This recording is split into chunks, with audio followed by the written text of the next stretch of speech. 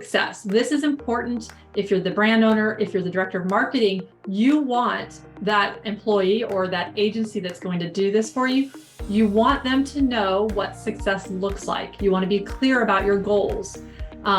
So the success would be that, let's say the sales did increase by 10% from Q4 of a year ago. Another metric that you would be looking at for success is you gained 250 new to brand customers. Another success metric was the ads hit a target ACOS, and this is just an example because it depends on your niche.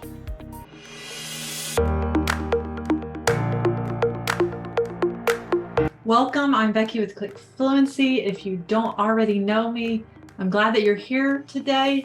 I know that we are on the just brink of busyness and craziness, but this is something that I wanted us to go ahead and talk with Nate. I'm going to give you an example or like a sample one of what it could look like. I'm not saying that this needs to be yours because this should be very customized to your brand, to your goals, to knowing, all the intricacies of your business, of what needs to get done. But this hopefully will give you an idea so that because I talked through and tried to walk you through it, I think sometimes it's helpful to see an actual example if you're having trouble maybe even generating ideas of what that would look like. So, okay. So your key initiative is to grow, and I put a percentage because everyone's numbers are going to look different from last 2021. But this example, I'm going to say they want to grow their Q4 sales by 10% from 2021.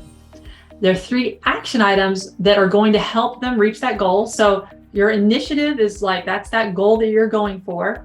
And it's going to be, remember, specific. I want to see actual numbers there, not just I want to grow sales. That's not specific enough. Then within the action items, you can see how these all will support and help push forward that key initiative. So one is reach new customers through Amazon advertising. So, promoting the brand stores with Amazon advertising. They want to, advertising impressions on, and more success is going to be detailed below that you'll see in this example, target competitors' names to take away market share, etc. The second action item they want to do is they want to create new posts weekly during Q4. Because they know that this is an additional way that they can leverage brand awareness that currently Amazon does not charge for. And let's say the third action item is they decide in their catalog they want to optimize their 3 best-selling listings. And this is important, track the results of changes made. You can make a listing look pretty, but if it doesn't impact your sales in a positive way, does that really help, right? Because once again, we're going back to that key initiative of you're trying to grow your sales by 10%, up 10% from Q4 of 2021. Then the next thing is, in this example, they have an allocation. Let's say they have $9,000 for the quarter, which that broken down obviously is just $3,000 a month that they have set aside for this. And in this example, we'll say that remember, that would include all of their different strategies, advertising spend, things like that, all within that allocation of what they can invest for this quarter to push the 10% growth in sales. And then who? And then I left this kind of more up to, in this example to you, but examples of who it would be, I've already mentioned, but it could be an employee at your company. Don't just put an employee though, in general, don't say someone else. I want you to write a name of someone that works for you that would be able to have the capacity and the ability and the knowledge to be able to take on these initiatives from start to finish. Another who would be a specialized agency. So that would be okay, they focus in on Amazon and I know that they can optimize these 3 listings from start to finish. They'll just handle it for me. That would be another who, thinking through a specific person, writing that down. And spoiler alert, it shouldn't be you most likely. If you're the business owner, or even if you're the director of marketing at your company, most likely you'll set forth the strategy, the big picture of this, of what you want to see, and the tactics and the actual implementing of these strategies should be done by someone else on your team or outsourced through an agency or something else, right? So even if you're the director of marketing, keep that in mind. You need to have who's going to be in charge.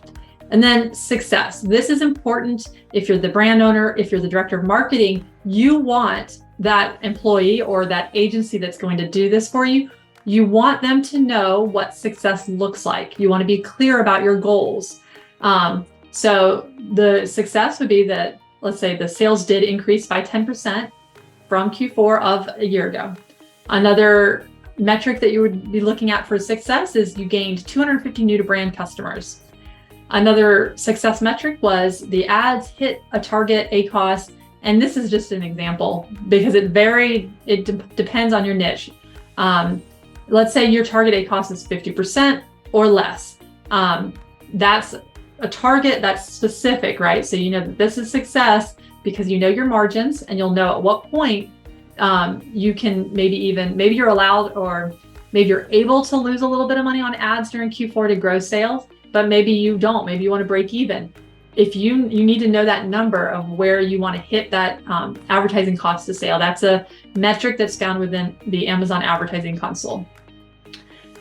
And then success would also look like, in this example, let's say the 3 product listings were optimized and they were tracked for increase in sessions and conversions.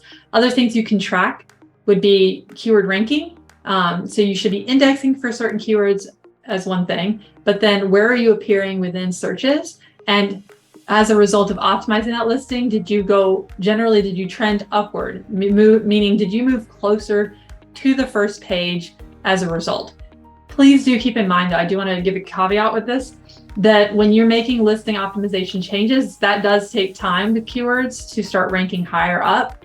It's not going to happen typically over a week or something short. Keep in mind, that's more of an SEO strategy, which is a longer term strategy, but the trend should be moving closer to the first page. So for ranking, with a keyword ranking position, the lower the number, the better, right? If you're in position 1, that means you type in a word and your product shows first for that keyword or the keyword phrase. That is position 1. That's where you would want to be ideally, right? But if maybe you start off at 150 on a certain keyword and then you optimize the listing and it moves up to 50, that does mean it's going towards the first page at that point. Alternatively, I want you to think through failure. Most people, it might make you feel uncomfortable. It might make you think, well, I just don't want to think that way. But a lot of times fear is a motivating factor for people of, this is what's going to happen if I don't do this. So think through what failure would look like as well and be descriptive as possible. So in this example, let's say that sales were less than 10%. Maybe they didn't even grow. Maybe they even went down from a year ago. That would be failure. Less than, let's say you had wanted to hit 250 new to brand, but you hit only 50. Or, your ad ACOS, you had a target of wanting to hit 50%.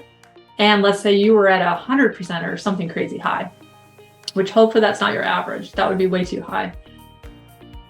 And then the other failure would be, we optimized no listings whatsoever. We had 3 picked out.